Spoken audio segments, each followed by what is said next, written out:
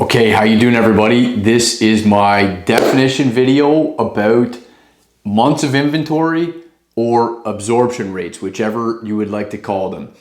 This video is going to flow like this. I'm going to give a brief definition about what months of inventory is, how we calculate it and what it's defined by, how the industry tends to use it, how the real estate industry at large typically tends to refer to and use months of inventory as a metric.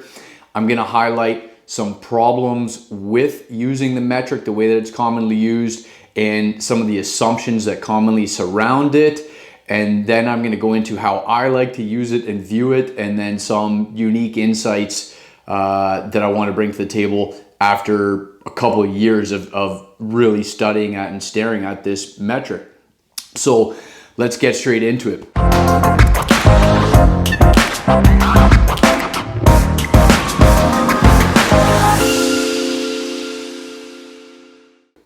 Okay, so months of inventory. I wanted to do this definition video for you because in my monthly market updates, just as many other real estate market updates in any market that you have an interest in, you're likely going to hear a series of statistics. If it's a comprehensive review of what's going on in your marketplace, it's normally going to include the current month's average sale price. It's going to include the amount of listings sold. It's going to include the amount of listings that are active. And out of those last two statistics, amount of listings sold in the last month and the amount of listings active, is how we derive months of inventory.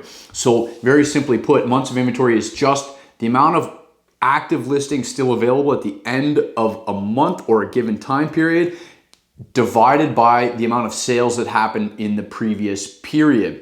So for example, if you have 100 active listings left at the end of the month and 100 sales happened in the prior month, that 100 over 100 is going to give you the number 1. That means you have 1 month of inventory. If no new inventory came on in the next preceding month, at this current pace, you would be out of all inventory in your entire city. No homes would be available for sale after just 1 month. Now, if you had 100 listings available at the end of the month and 25 sales happened in the previous month, dividing 100 by 25 would mean that you had 4 months of inventory, which would indicate a much more balanced market than the market we looked at previously. Now, I want to state a couple of things. People get confused by this metric pretty commonly, but it's actually extremely simple.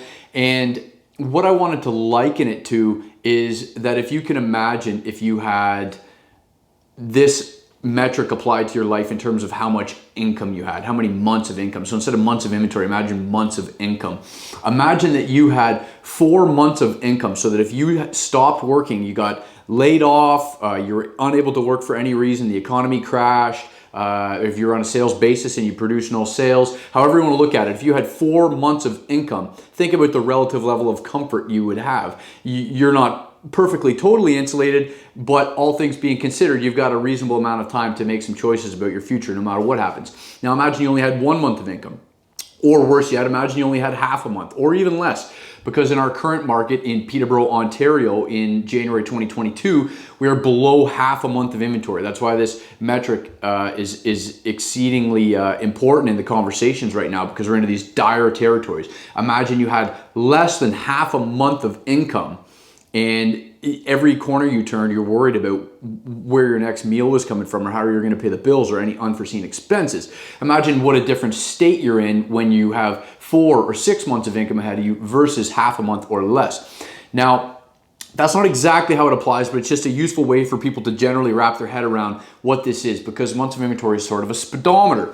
Now, I want to jump onto how the industry typically uses this. I've heard this referred to and repeated over and over and over again, but I have never seen the sources cited by a single individual, and I'm talking through tens of YouTube videos, people you talk to in the industry all throughout every market. People seem to repeat this truism that below 4 months of inventory is a seller's market. That means that the scales are tipped in favor of the sellers and there's upward price pressure. Between 4 to 6 months, that it is a more balanced market, meaning that prices are probably going to trend sideways and that buyers and sellers have a sort of equal advantage in the marketplace in terms of their ability to negotiate and the amount of time and fairness that will be involved in each deal. And then beyond 6 months of inventory, we're moving into what they call a buyer's market, meaning that there's just too many people trying to sell their homes. There's a glut of inventory. The buyers hold all the cards in this market. They're able to negotiate, and there's likely going to be downward price pressure on prices. So that's what if you're going to Google months of inventory in real estate, you're likely going to find any number of blogs, articles, newspaper references, realtors videos that are going to repeat this exact same thing, that between 4 to 6 months of inventory means that you're in a balanced market. Now, I want to state my problems with this because I have been very detail oriented, at least I like to think, in my approach to analyzing what happens, what dictates price changes and price movements in any given market. More specifically, I've deeply studied our market of Peterborough and the Kawarthas and followed a lot of news headlines and other realtors who are covering Ontario and Canada at large over the past couple of years. I want to state a couple of things. I came in with the notion about months of inventory that prices wouldn't tend to go backwards until we exceeded or at least entered what they deemed to be a balanced market, so above 4 months of inventory. I've found in my own experience that this simply isn't true. I have seen instances where prices have gone flat sideways at levels of inventory as low as between 2 to 3 months, and I've seen prices go backwards with months of inventory levels below 2 months of inventory. So how does that make any sense? First of all, I don't know where the industry truisms about 4 to 6 months of inventory being a balanced market came from. I've never seen citations from any sort of authoritative economist, university study, large database breakdown that correlated months of inventory to price movement over any type of prolonged period. So I don't know where that original statement came from, but it definitely seems to get repeated over and over enough that people just seem to take it as true.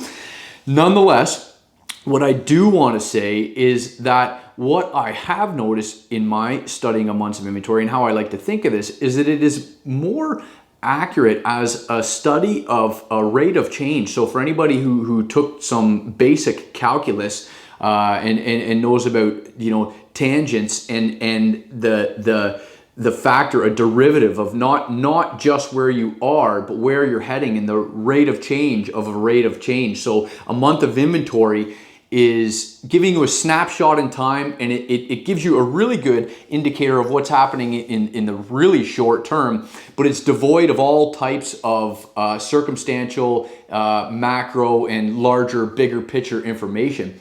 So what do I mean by that? I mean that when you look at months of inventory, if you were to see months of inventory being at around 2 or 1.5 months, you would say that's in dire straits. That market is absolutely a seller's market. Prices are going to be trending upwards almost indefinitely in the short term.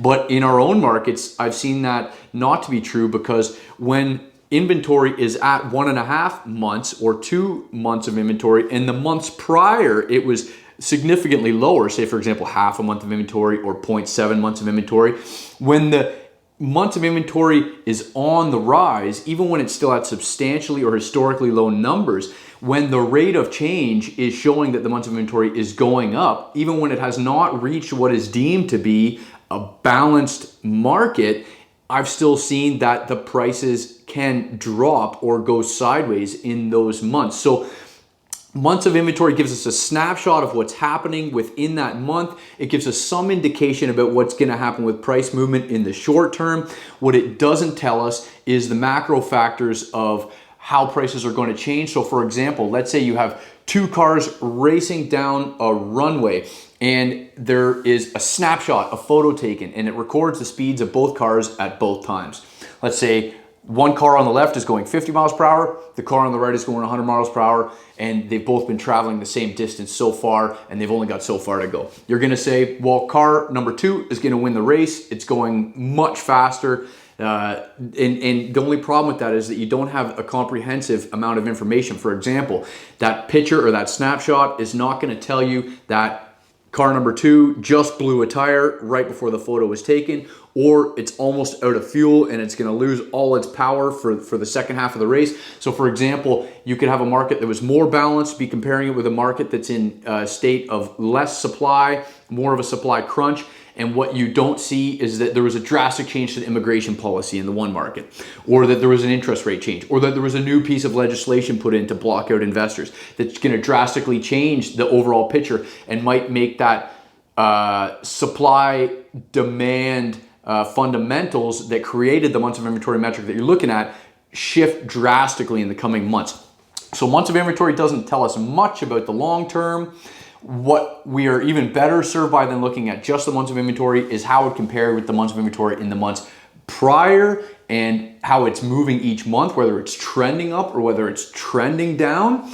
And one thing we do know in our market, Peterborough, Ontario right now, and really a lot of Ontario and a lot of Canada, is that when you get down below 1 month of inventory, you see extreme upward price pressure. And when you get down below a half a month of inventory, you see absolutely blistering price pressure, which leads to the types of year-over-year gains that we've seen in our real estate in the numbers of 30, 40 to 50% year-over-year gains, much of which the appreciation happens in a short amount of months where the inventory is absolutely the most compressed and there's the most desperation from buyers trying to enter the market with a limited amount of homes.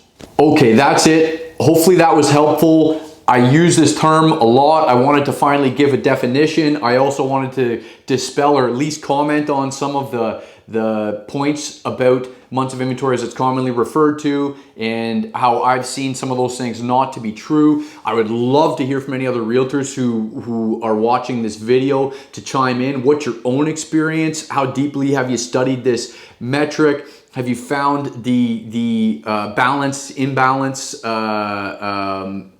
sort of truisms to play out in your market? How is your months of inventory, and how have you found that to ring out in terms of whether or not it's a good indicator about whether prices are going to rise or fall in the short term? Thanks so much for watching, everybody. Oh, and by the way, this microphone here is for our soon coming podcast. I'm actually not recording from it right now. I've got my Rode mic on because I've got to figure out all this gear, but hopefully we can be bringing a podcast to everybody soon. We're getting super close, super excited about it, so stay tuned for that. And keep tuned, hoping to put out a video a week in 2022 that will be useful for anybody looking to buy or sell, not just in our local Peterborough market, but for anybody in Ontario, and some stuff that's going to be generally informative for everybody looking to buy or sell property. Of course, one last piece to mention is that we have the better ability than ever to serve clients in our local market. Myself, Mitch Cleary, and Tamer Kamar are teamed up. This is our second year heading in as a team. We've got an extremely talented buyer's agent we just brought on, great administrative staff we're building out, and we're really looking forward to a great year of helping out clients in 2022 if you know anybody looking to buy or sell in the Kawarthas area. Thanks so much, everybody, and we'll see you next week.